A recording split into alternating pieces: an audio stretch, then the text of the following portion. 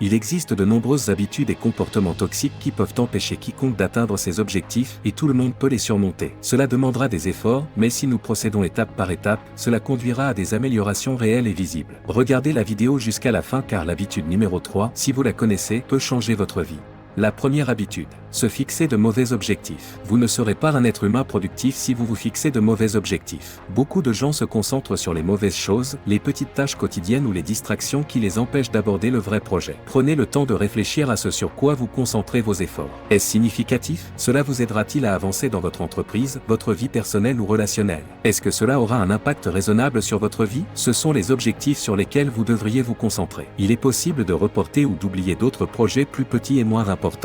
La deuxième habitude. Laissez-vous distraire par les choses du quotidien. Combien de temps passez-vous sur Facebook chaque jour? La dernière étude a montré que l'utilisateur moyen passe 2h22 par jour sur les réseaux sociaux. Est-ce que cela vous apporte quelque chose de significatif ou gaspillez-vous vos ressources les plus précieuses? Contrôlez les distractions en fournissant un environnement de travail propre et limité. La troisième habitude. Dites toujours oui. Trouvez-vous impossible de refuser les personnes qui vous demandent des faveurs? Vous ne vous faites du mal que lorsque vous ne pouvez pas refuser le désir de quelqu'un. L'incapacité de dire non finira par vous laisser tellement dépasser qu'il vous sera impossible de vous épanouir et de performer de manière optimale. Apprenez à fixer des limites saines et aidez les autres si vous avez le temps. Quatrième habitude. Manque de sommeil. Le manque chronique de sommeil est courant de nos jours, mais il s'agit d'un problème grave qui doit être résolu dès maintenant. La recherche montre que vous devez permettre à votre corps de se reposer afin de maintenir un niveau de productivité élevé. Les personnes qui dorment au moins 7,5 heures par nuit se sentent plus heureuses et plus productives que celles qui dorment moins de 6 heures par nuit. Cinquième habitude. Permettez aux pensées négatives de limiter vos capacités. Je ne peux pas faire ça. Je ne suis pas assez bon pour mener à bien le projet par moi-même. Les discours intérieurs négatifs sont quelque chose que la plupart d'entre nous partagent. Indépendamment de ce fait, ils sont nocifs et doivent être étouffés dans l'œuf. Les croyances limitantes limitent votre potentiel. Commencez par en vous concentrant sur les choses que vous pouvez faire, les activités pour lesquelles vous excellez.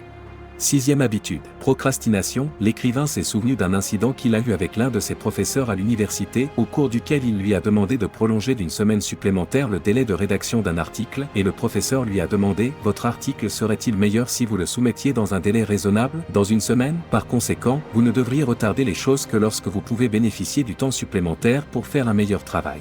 La septième habitude. Succomber à la paresse. Nous avons tous des moments de tentation d'annuler les projets que nous avons faits pour nous-mêmes. Nous pouvons avoir l'impression que nos efforts pour quitter la maison peuvent être écrasants par rapport à la quantité de plaisir que nous aurons. Ce faisant, nous ignorons que les nouvelles expériences rendent notre vie belle. Vous ne participez pas pleinement à votre vie lorsque vous cédez à la paresse, et cela n'est pas non plus juste envers vos proches qui souhaitent passer des moments agréables avec vous. Huitième habitude.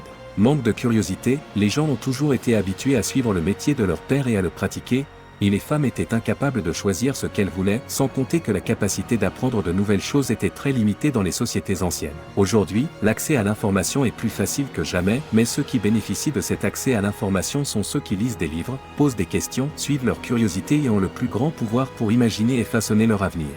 Eh bien, mes amis, nous voici arrivés à la fin de la vidéo. Si vous avez atteint cette minute, n'oubliez pas d'aimer la vidéo et de suivre la chaîne pour plus d'avantages. Merci, à la prochaine.